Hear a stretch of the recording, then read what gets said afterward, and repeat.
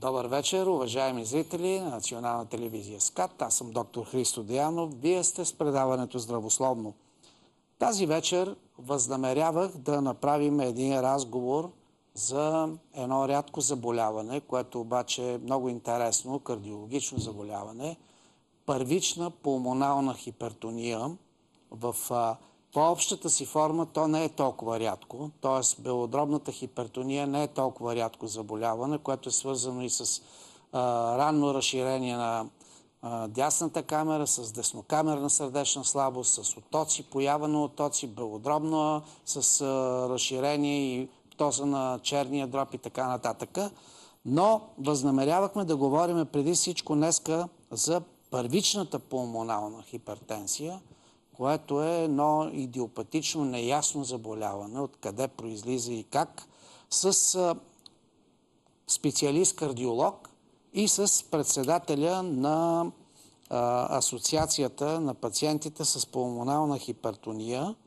За съжаление, лекаря не можа да дойде, тъй като в последния момент спешно е постъпил случай с инфаркт на миокарда в болницата, където колежката работи. Така че в студиото на Здравословно е само госпожа Наталия Маева, която е председател на тази асоциация.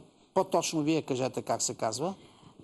Председател съм на Сдружение Българско общество на пациентите с пулмонална хипертония. Да, добре. И това е организация, която в пълнота разбира предизвикателствата, пред които са изложени всички пациенти, засегнати по някакъв начин от различни видове пулмонална хипертония. Добре. Вие като председател на тази асоциация, на това общество, не можете да не знаете с това заболяване, първично говоря, колко души в България има регистрирани. За съжаление, ще се върнем отново към лошият факт, че до този момент няма официален регистър за редките заболявания. Няма такъв регистър. Хубавата новина е, която дойде в началото на месец юни по линия на Европейския съюз, е, че ще се задължат всички страни членки на Европейския съюз до края на 2013 година да направят такива регистри.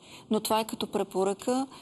Не знам при сегашната ситуация в страната дали това ще бъде реално за България. А като предположение, като някакви екстраполирани данни на населението, все пак има ли някаква по данни от други страни, по литературни данни? Говорим за първичната форма. Да, за първичната форма се твърди, че на около 1 милион 7 човека са носители на първичната форма. За щастие е много рядко заболяване. Да, много рядко, наистина. Защото пък самото заболяване протича тежко и силно инвалидизира, ако не се вземат мерки, разбира се, хората. Още веднъж подчертавам, че като говорим за първичната белодробна хипертония с колежката Наталия Маева, ще засегнем и проблема въобще за белодробното сърце, за белодробната хипертония, която всъщност повишеното налягане в белодробната артерия води и до така нареченото белодробно сърце, кор бовинум, но всичко по реда, по своя ред ще протече. Нека да видим сега един много хубаво направен клип, който всъщност е едно кратко видео, което дава информация какво представлява това заболяване. Може да го пуснем? Да, разбира се, ето. Да, спокойно, не се притеснявайте.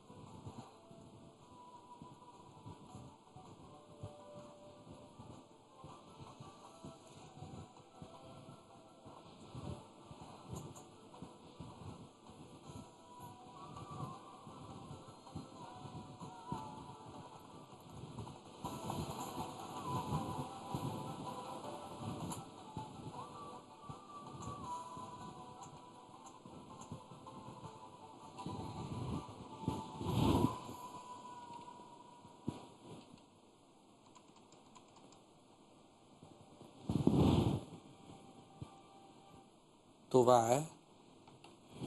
Добре, тъй като наистина тази болест протича с задух, един от основните симптоми е задух, често тя се бърка и с астма. Да, често се бърка с общи заболявания. И не само с задух, с астма се бърка много често, с хоп. Обикновено и когато има необяснимо високо кръвно налягане, лекарите не винаги могат да диагностицират правилно пациентите с първична пулмонална хипертония. Сега, вашето общество, вашата асоциация, вие сте изградили, сте създали една обща информация за медиите, за да може да се запознаят хората за какво става въпрос и, разбира се, да се действат. Запознайте ни малко повече с тази програма. През тази година Българско общество на пациентите с пулмонална хипертония има възможността да бъде след 17-те пациентски организации в Европа, които ще представят резултатите от международното проучване, свързано с нуждите на пациентите с пулмонална хипертония и хората, които се грижат за тях. Да. За съжаление, тук в България българските пациенти все още нямат достъп до адекватна психологическа подкрепа, чувстват се социално изолирани и срещат много проблеми, сблъсквайки се в начален стадий на болестта. Кои са основните проблеми, с които се срещат пациентите? Първият основен проблем е диагностицирането. Да. За да се диагностицира пациент... Минава много време. Заболяването напредва. Между другото, бързо. тази първична форма на колко години се проявява обикновено? Различно. При пациента? Различно. Имаме пациенти, които са деца, които са на... Има деца, нали? Близо на 3 години, се проявява. Някои при децата, дори с раждането се проявява. Повечето пациенти обаче са жени. Повечето са жени, това е така. И разбира се, има и в млада и средна възраст пациенти. Пациентите са млади хора. Млади хора са повечето. От ваш личен опит, вие какви трудности най-често срещате? От мой личен опит. По отношение на лечебната работа, диагностицирането вече е ясно, нали? Че там, особено при децата, е по-трудно и минава доста време, докато се стигне до тази диагноза за първичната форма, още веднъж казвам. Да. Защото измерването на налягането в белодробната артерия не е толкова сложно.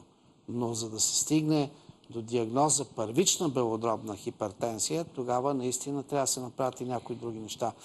Така че минава време, но в самия лечебен процес има ли медикаменти? Има медикаменти. Моя личен сблъсък с болестта беше през 2009 година, но за щастие в рамките на един месец лекарите успяха да поставят точната диагноза. Какво започнахте? Как вие разбрахте, че всъщност започва това заболяване при вас? След една настинка просто започнах много да се изморявам и нямах въздух и не можех да вървя повече от 100 метра. И тогава реших, че трябва да се обърна към пулмолог. Но де-факто се оказа, че... Да, и кардиолог. И трябва и кардиолог, и кардиолог, да. Всъщност, точно така, защото в случая, уважаеми зрители, белодробната хипертенсия, често в общата форма, всъщност първичният процес не е в тази идиопатична първична белодробна хипертония, първичният процес е в белия дроб, който води до намаляване на разклоненията, кръвоносните разклонения на белодробната артерия, свиване на съдовете и на практика силно обременяване на дейността на дясната камера. Но първичният процес при общата форма е в белия дроб. Да. Но после страда сърцето. Ето това е. И от тук се получава и този задух. И добре, как започна при вас лечението? Къде ви настаниха? Опишете целият случай, така, хронологично. Ако разбира се, имате желание, за да помогнете на хората. Да, знам. Аз нямам проблеми да говоря за болестта си. Да. За съжаление, 2009 година все още нямаше препарати. Лекарствени разрешения за употреба в България. Единственият разрешен препарат тогава беше инхалаторния илопрост. Разбира се, още действаше наредба 34. Само много малък процент пациенти имаха достъп до такава терапия. През 2011 година... Сега вече има надежни препарати. Сега общо разрешените за употреба... Достъпни ли са в България? Да. Има 4 разрешени за употреба препарата, които се реимбурсират на 100% от Националната здравноосигурителна каса. Проблемът обаче е, че липсват една основна група лекарствени препарати, така наречените простеноиди, които са за интравенозна употреба. Да. Тъй като те са много скъпи, доста трудоемко е да се борави с тях, нямаме обучени специалисти. Фармацевтичните компании пък и нямат интерес да ги внасят, защото сме малък пазар. Добре, нека да видим хистологичните препарати на разклоненията на белодробен съд и аз ще се опитам да дам малко информация. Нека така да спрем. Да, точно така. Може би трябва от по-първата картинка, по-първия слайд дайте. От начало, да. Първия слайд дайте. Точно така. Добре, нека да гледат нашите зрители. Това е напречен разрез на кръвоносен съд. Какво всъщност е белодробната артериална хипертония? Това е синдром, който предизвика повишаване на съдовото налягане в белодробното съдово съпротивление. Води до недостатъчност на дясната камера. Ако не се лекува, средната продължителност и качество на живота са все пак доста ерозирани. Така. Каква е обаче патогенезата? Това е много интересно. Няма ясно установена все още патогенеза и етиология, причина. Има ендотелна дисфункция в ранния стадий. Тоест епителът, вътрешната интима на съдовете страда. Прогресия към обструкция на белодробно съдово русло вследствие на намалена продукция на вазодилататори. Точно така, да. Свръхпроизводство на вазоконстриктори. Това са вещества, които едните отпускат съдовете, гладките мускулни влакна в съдовете, а другите ги свиват. Защо обаче това се появява при някои пациенти? За щастие доста рядко. Казахте 7 на 1 милион. Не се знае. Намалена продукция, пролиферация, т.е. разрастване на самите гладкомускулни слоеве вътре в артериолите и по този начин стесняване още повече на... Дайте пак съдовете да ги видят. Дайте сега следващия. Стесняване на лумене на съда. Именно от разрастването на... предишния. Това нещо, колеги, уважаеми зрители, щехме да го разискваме с лекаря, който трябваше да дойде в студиото, но за съжаление, както виждате, може би оператора трябваше да даде крайно в дясно картината, защото там е в по-напреднали стадии вече.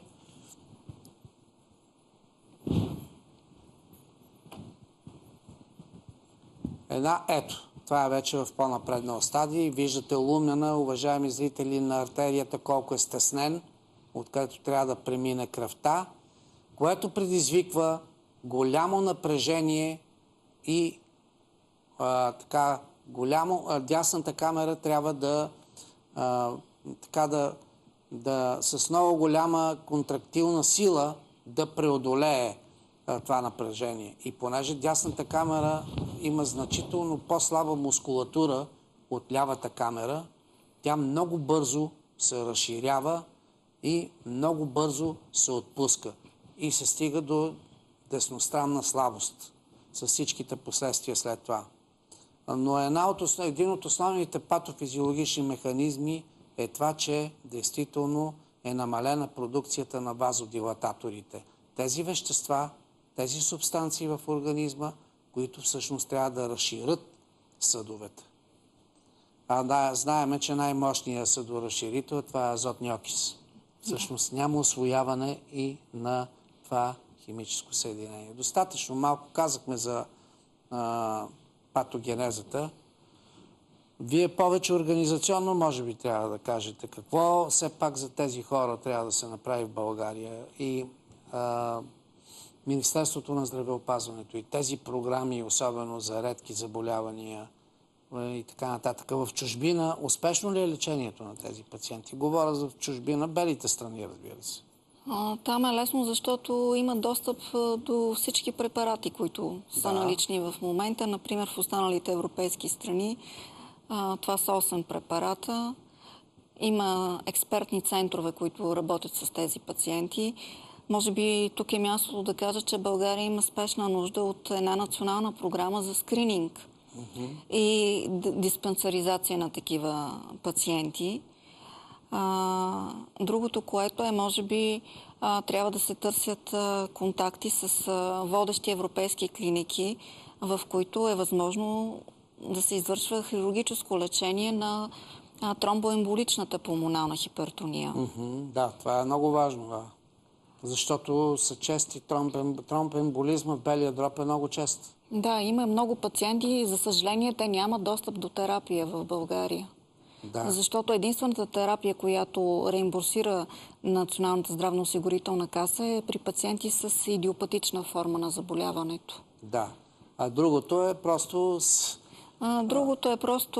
Преминава в рубриката общи заболявания и усложнения. Те са обаче са много спешни. Особено ако тромба е по-голям и запуши по-голям клон на белодробната артерия. Състоянието е изключително драматично, изключително опасно за живота на пациента и трябва да се действа много бързо. Искам да ви дам средния пример. Независимо, че Гърция се смята за фалирала държава, миналия месец с участието на немски професор беше направена успешно операция точно на пациент с тромбоемболична форма на заболяването. Защо и ние да не можем да го направим тук? Да. В кой град? В Солун, в една частна клиника е извършена операция. В една кардиологична болница? Да. Аз съм бил в тази болница. Това е една от най-модерните болници в Европейския съюз кардиологични. Ходил съм на посещение там, наистина. Така че можем да се получим от техния пример. Можем да поканим специалисти, не е толкова трудно. Имаме добри български лекари, които могат да бъдат обучени и могат да направят всичко това тук. Да, с оглед на това, че в България има твърде много пациенти с запуснато състояние, особено на вени, на долните крайници, с възпалителни заболявания в малкия таз и така нататък, които са едно огнище, което предразполага към тромбообразуване и тромбемболизъм. Първата спирка, голяма спирка е, когато попадне вече в вена кава инфериор, т.е. долната куха вена, е дясната камера и съответно в пулмоналната артерия. И там запушва. Запушва клон и започва едно остро съпротивление на дясната камера, която буквално за часове, в зависимост, разбира се, от големината на това запушване, на практика сдава така, нейната функция се ликвидира буквално за часове при едно голямо запушване. Така че тези състояния изискват много спешни мерки, действително, за да се спаси живота на пациента. Така наречения белодробен инфаркт се получава. Добре, какви мерки, както виждате, предаването здравословно за втори път ви дава трибуна. За което ви благодаря. И правим всичко възможно, действително, тези случаи, тъй като те са много тежки, да получат обществена, хората да бъдат информирани и да съдействат на такива общества като вашите, за да може да по-лесно се справите с проблема. До сега срещаме подкрепа, не мога да се оплача, но предстои много работа. Просто специално за пулмоналната хипертония нищо почти не е направено. Липсва литература на български. Сега с невероятни усилия се опитваме във възможно най-кратки срокове да се правят преводи и да се издават брошури, които да разясняват на пациентите и на техните роднини какви са предизвикателствата, които които им предстоят просто. Тази брошура, например, е много хубава, която е в ръцете ми. Тя е ваша, в смисъл на вашата асоциация. И дава много подробна информация. Примерно какво е първичната пулмонална хипертония,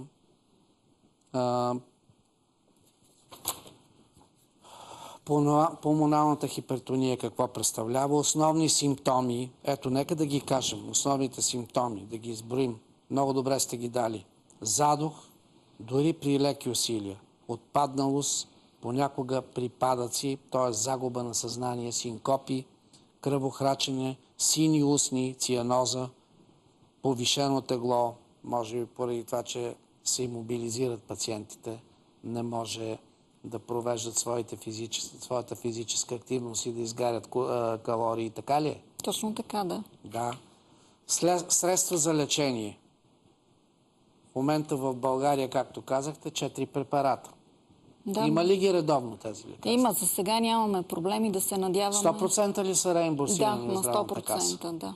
100%, защото те са скъпи. Да, те са много скъпи, но това е само за пациентите с идиопатична форма. С първичната, да. За съжаление, другите форми нямат достъп до безплатна терапия. Една терапия на месец варира между 2000 и 11 000 лева, което е непосилно. Да, ами ето, а пък пациентите с белодробна хипертония и с белодробно сърце на практика са много в България. Особено в по-напреднала възраст има много такива.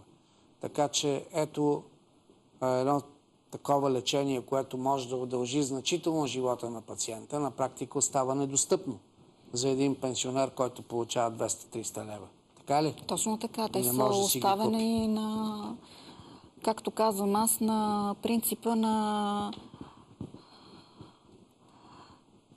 най-лошата съдба. Колкото е по-стар пациента, никой не се грижи за него и действа правилото на дивите зверове. Който е по-силен, той оцелява.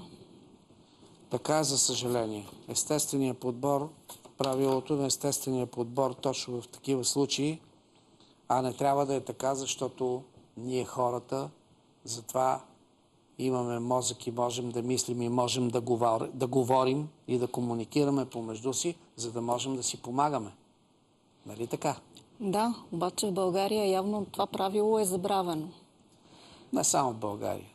Не само в България. Общо взето по света също има така, но действително в по-цивилизованите страни, които са старите демокрации имам предвид, така тези отношения отдавна са изгладени, защото се дават много повече пари за здравеопазване. Първо, бюджета за здраве е много по-висок, отколкото нашия, от брутния вътрешен продукт имам предвид.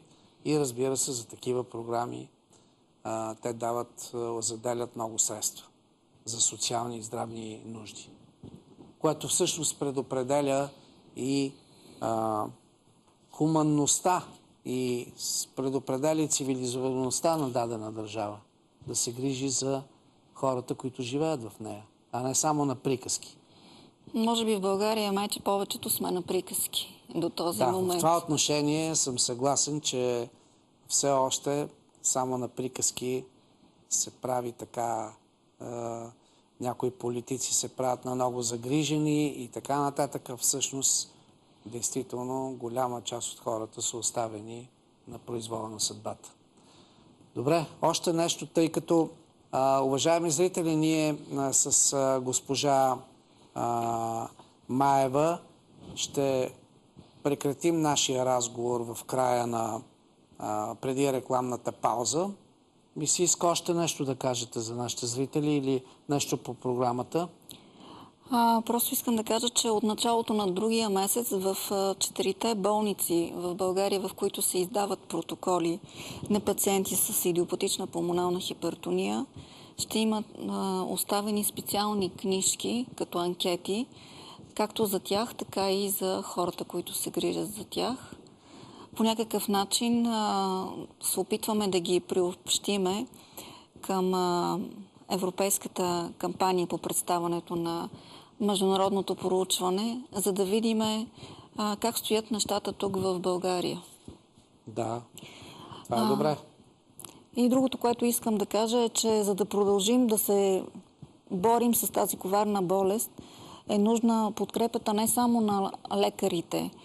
Нужна е подкрепа от гледна точка на социалните потребности на пациентите, също така на тяхното психологическо състояние. Абсолютно. Защото голяма част от пациентите имат следния страх. Те не знаят на другия ден как ще се събудят и дали те ще имат сила да излезнат и да направят нещо, от което имат нужда. Точно така. Точно така. А тук психологическата помощ може много да повлияе положително на лечебния процес. И това, тези болни, не само тези болни, а и всичките, особено от тежки заболявания, такива генетични и така нататък, да усетят една социална подкрепа. За това, че държавата всъщност застава за тях и с каквото може, може да помогне. Защото основното, което съобщават пациентите, е, че те се чувстват изолирани. След като са се разболяли, те са загубили голяма част от приятелите си, не могат да ги виждат, защото предвид физическото им състояние, те нямат капацитета да се придвижват свободно, за да виждат своите приятели. Тоест те се отчуждават, алиенират се от обществото, което води до депресия. И води до една страшна депресия, която, ако не се лекува на време, още повече се влошава състоянието на самия пациент. Добре, аз ви предлагам да останете няколко минути. Имате ли още нещо да казвате? Мисля, че достатъчно казахме. Добре, повтарям, госпожа Наталия Маева, председател на Българското общество на пациентите с пулмонална хипертенсия в България. Тъй като, колеги, пускайте вече телефоните, въпреки че още не е дошла рекламната пауза, времето, ще направим нашия разговор сега и ще ви помоля да останете в студиото малко, защото може да има някакви въпроси към вас. Добре. Така че, уважаеми зрители, сега е момента, ако имате въпроси към госпожа Маева или имате близки с подобно заболяване или с такива оплаквания, да попитате госпожа Маева, защото тази асоциация, която сте направили, е точно това. Да подкрепи такива пациенти. Те да усетят, че имат социална подкрепа. Да, това ни е основната цел. Да. Нито за миг не сме спряли да помагаме на такива хора. Добре, нека да чуем първия зрител, като разбира се, можете да задавате въпроси и в групата Приятели на здравословно в Фейсбук. Там също може да използвате този начин на задаване на въпроси. Слушам първия зрител за нас. Вие сте? Ало? Слушам ви, госпожо. Бих искала да попитам. Да. Пример в провинцията, в другите градове. Къде би могъл млад човек да се прегледа с такива оплаквания, за които говорите в момента? И пушенето наистина ли и то допълва тези неща? Добре, благодаря за хубавия въпрос. Пушенето категорично влошава. Просто е немислимо човек, който има такова заболяване, не само първичната форма, а и общата, когато белият дроб страда и всъщност разклоненията на белодробната артерия, капилярите и по-малките съдчета се увреждат, той да продължи, пациента да продължи да пуши. Това е просто убийствено. Убийствено. Нещо повече. Именно при ХОП, при белодробен емфизем, при хроничен бронхит, които до голяма степен се свързват с нездравословен начин на живот и с едно хронично дълголетно пушене, те също в един момент стигат до белодробна хипертенсия. Защото много от алвеолите всъщност умират и се ликвидират и се превръщат в съединителна тъкан. И когато се превръщат тези алвеоли, тази функционална тъкан в съединителна, се ликвидират и съдовете, които хранят тези тъкани. И по този начин се увеличава налягането в дясната камера. Да, така е. Така че е немислимо да се пуши. А иначе къде могат да се обърнат към вас и как да ви намерят такива хора? Най-лесно могат да ни намерят в интернет, ако изпишат на латиница бездихание.bg. Без дихание. Без дихание, да. Това е нашата уеб страница, на която могат да намерят подробна информация за начините, по които могат да се свържат с нас. Ето, тази асоциация може да помогне много на такива пациенти, а иначе в общите форми задължително трябва да бъде прегледан пациента в кардиологична клиника с консултация с пулмолог. Много често съм казвал, че дихателната система и сърдечно-съдовата система са взаимно свързани, така наречената кардиопулмонална система. Те са взаимно свързани и това заболяване доказва именно тази органична връзка между дихателната система и сърдечно-съдовата система. Дойде ли, колеги, време за рекламна пауза? Всъщност, нека да чуем още един зрител. Слушам ви, преди да... Вие сте, да, говорете. Слушам ви. Ало? Имате ли въпрос към госпожа Маева? Добър вечер. Добър вечер, господине. Имам по-точно едно уточнение към госпожа Маева, затова исках към нея да го отправя. Добре, ето тя е тук. Тя е тук, да. Отправете го. Слушам ви. Уважаема госпожа Маева, искам само да ви кажа, че Здравната каса плаща вече не само за идиопатичната белодробна артериална хипертония, а и за белодробна артериална хипертония при склеродермия. От 1 юни има нови указания на Здравната каса. Тези нови указания, те са на хартия. Склеродермия могат да се възползват от лечение. Да, много хубаво уточнение. Вие сте колега, вероятно. Точно така. Да, благодаря ви, колега, че се обадихте. Само да направя едно уточнение, че тези изменения в наредба 38 са само на хартия. Защото вчера имах точно такова обаждане от един лекар, който издава такива протоколи и човека се е видял в чудо, защото Здравната каса отказва да издава такива протоколи. Имате ли коментар, колега? Абсолютно, значи, уверявам ви, че това не е така. Да. Има препарат, който се използва за лечение на белодробна артериална хипертония при склеродермия, включени в списъка на касата, който... Въпросът е дали реално пациента може да получи това нещо. Абсолютно, уверявам ви. Добре. Да. Добре, благодаря ви, колега, че се обадихте и уточнихте ми. Ето една надежда.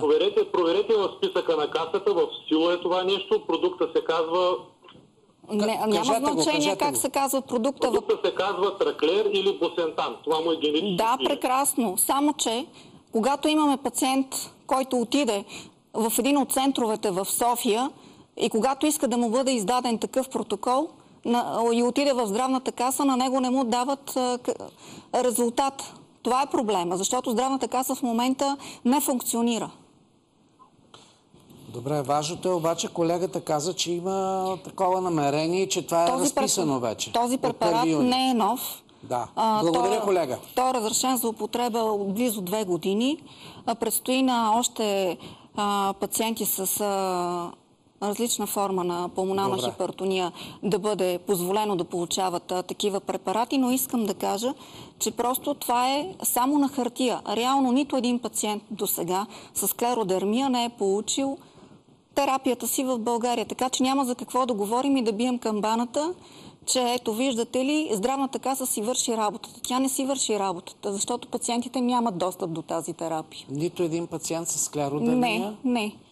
Което е едно автоимунно заболяване, системно, на съединителната тъкан и така нататък, не е получил лечение по Здравна каса. Просто това технически не може да се случи в момента. Излизат съобщения, че Здравната каса на практика е в фалит.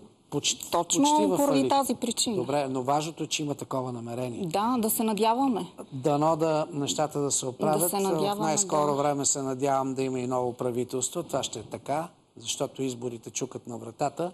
Така че надявам се действително и за групата, за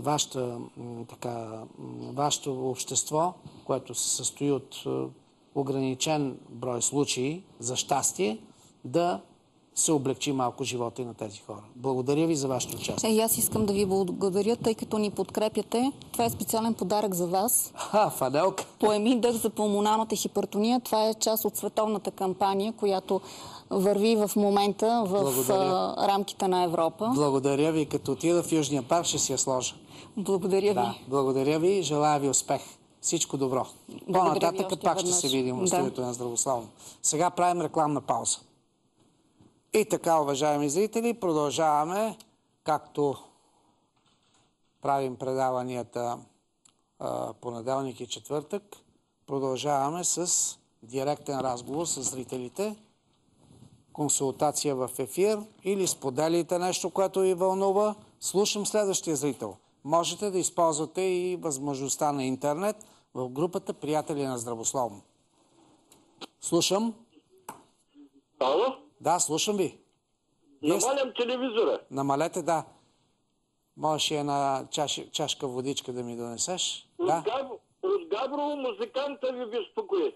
Така, слушам. Здравейте. Искам да ви честитя повишението.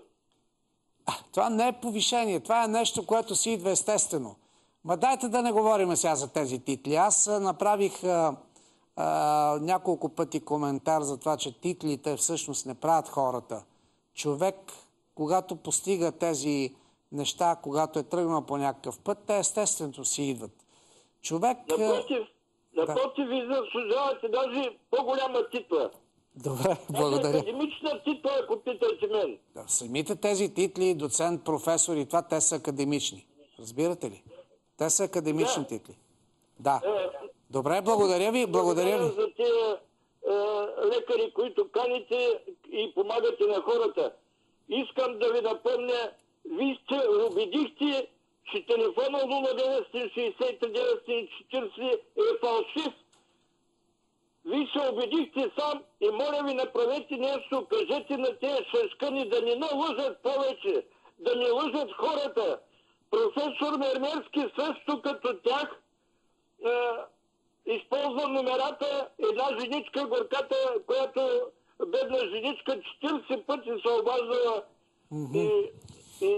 Добре. използва същия марафет да печели. Не стига, че му даваме рецепти да се пише книгите. Не стига, че... ясно. На всичко отгоре и сега... Благодаря ви, господине. Благодаря ви. Приятна вечер ви желая. Сега не е етично в моето предаване да говорите за други водещи, а иначе за този телефон ще предам на ръководството на телевизията какво е вашето мнение. Нали? Оттам нататък те трябва да вземат решение. Не мога и да допусна, че някой може да е направил нещо, за да, примерно, с тези телефони нещо да злоупотребява. Но ще го предам. Обещавам ви, ще предам тази информация. Така, следващия зрител. Слушам. Вие сте? Слушам ви. Вие сте? Ало? Да, слушам ви. Добър вечер. Добър вечер, госпожо. Обаждаме се отново за года. Здравейте. Професор Дианов, интересувам, преди няколко дни казаха по телевизора, че има някакъв център, открит в София, за отпушване на сънна артерия, на сърцето, безкръвно, което поема здравната каса. Интересувам се нещо, знаете ли ви по този въпрос и какво бихте ми, къде бихте ме насочили за този проблем, който може би е 50%, така на моя съпруг казва, че до 50%, понеже няма на шийната сънна артерия за запушване, само горе. Къде горе? Къде горе? Това се интересувам, къде мога да отида и къде е този апарат. Но имало вече 250 пациенти записани от цяла България. Да, добре.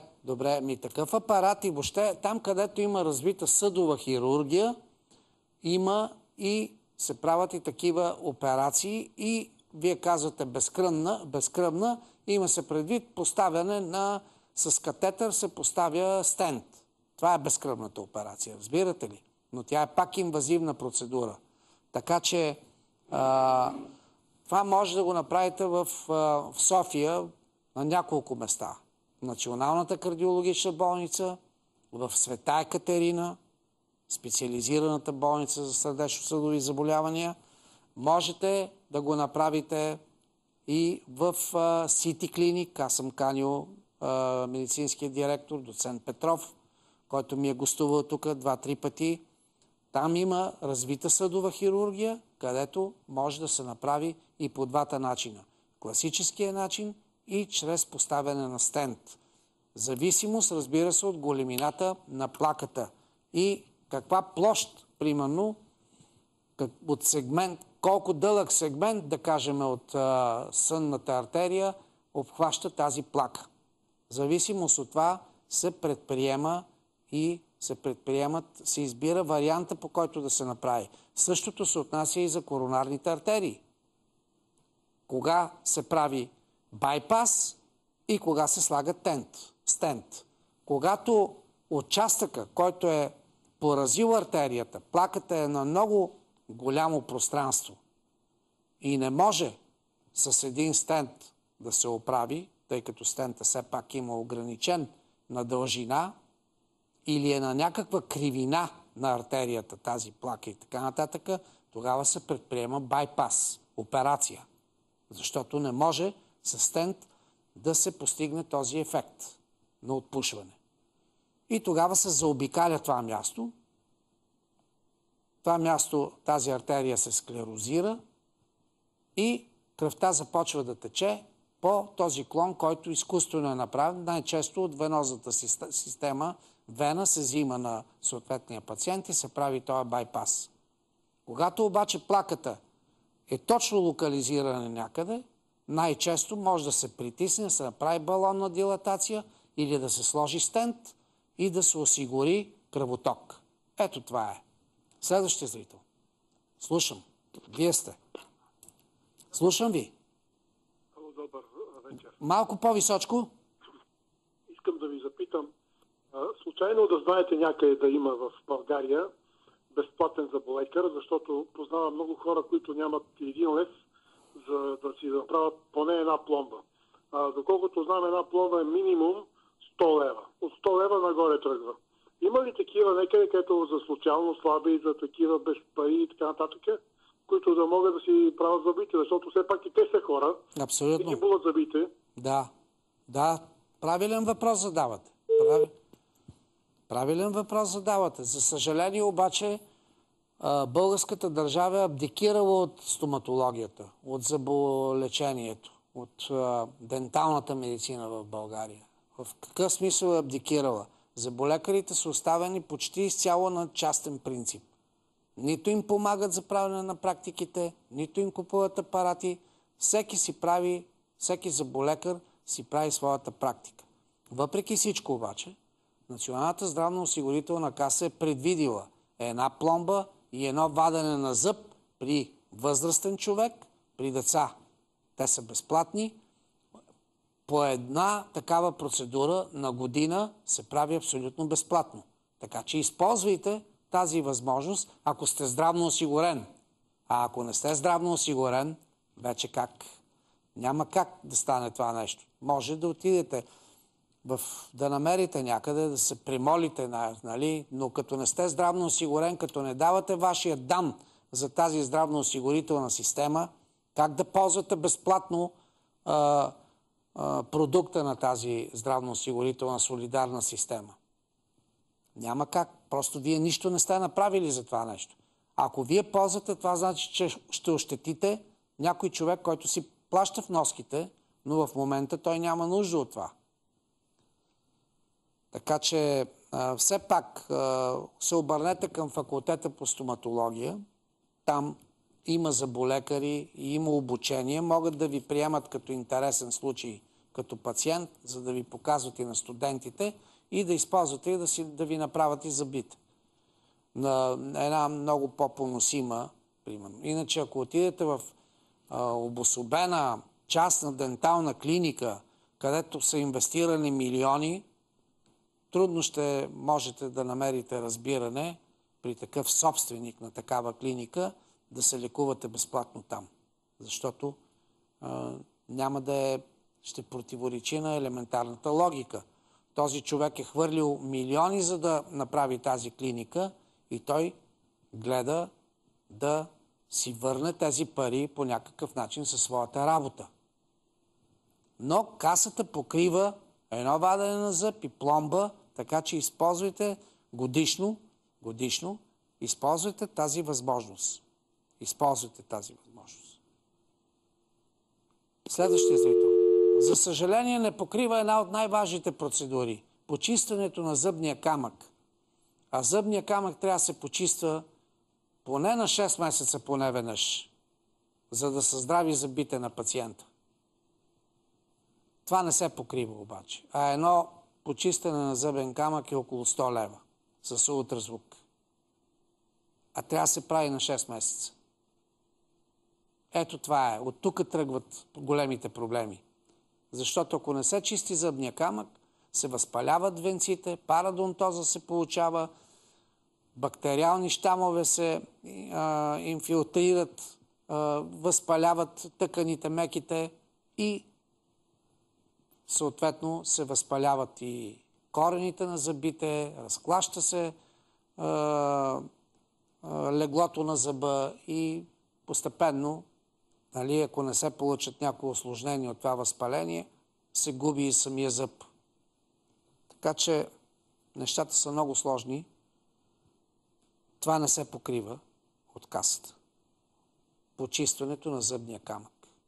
А трябваше касата да предвиди поне веднъж в годината и тази процедура да може да реимбурсира лекарите, денталните медици, които правят тази процедура. Следващия зрител. Слушам ви. Вие сте. Слушам ви.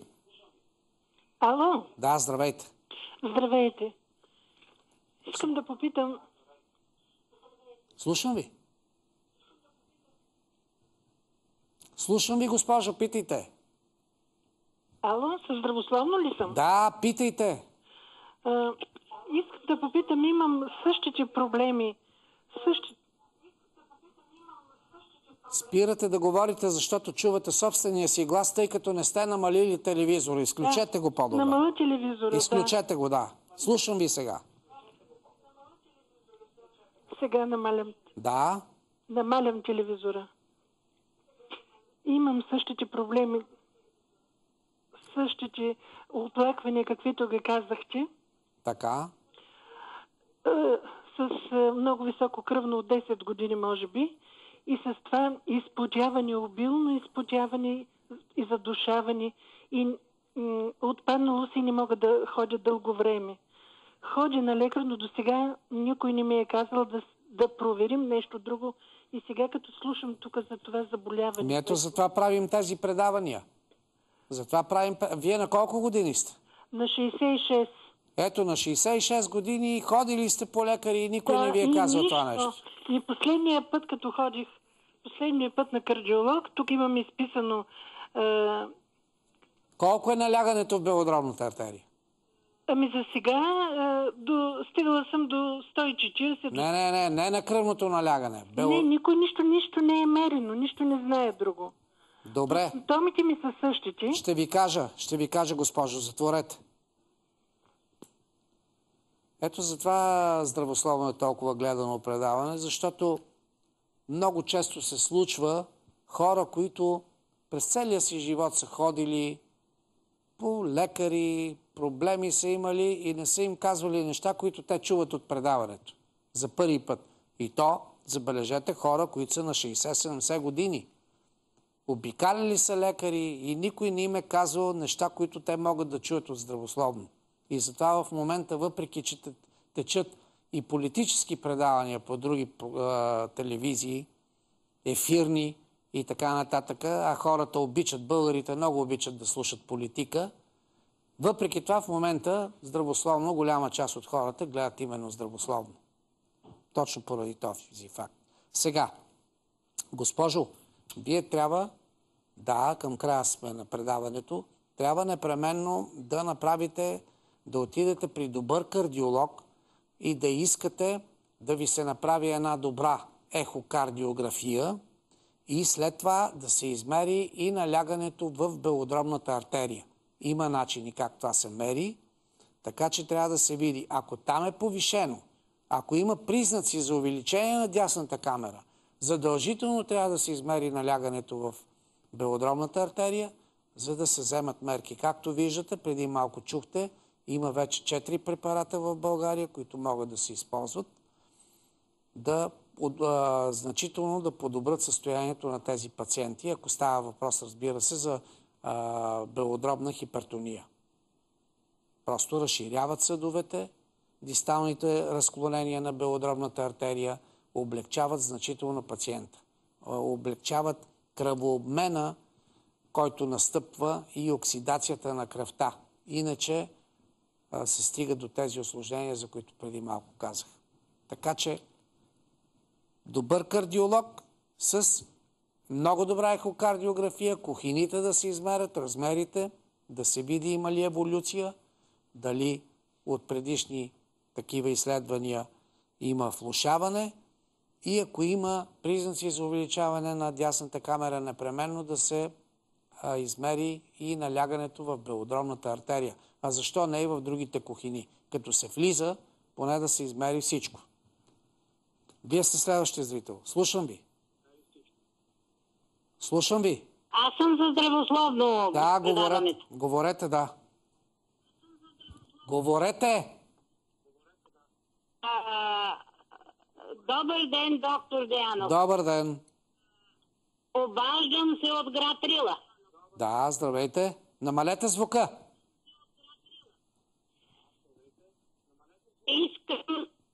Звука на телевизора. Искам да изкажа своята благодарност. Да. Към кой? За лечението ми в болницата Куда. Така. Точно по въпроса, по който сега дебатираме. Така. Опериране съм сърдечно, с 3 байпаса съм. Така. И исках да кажа само едно.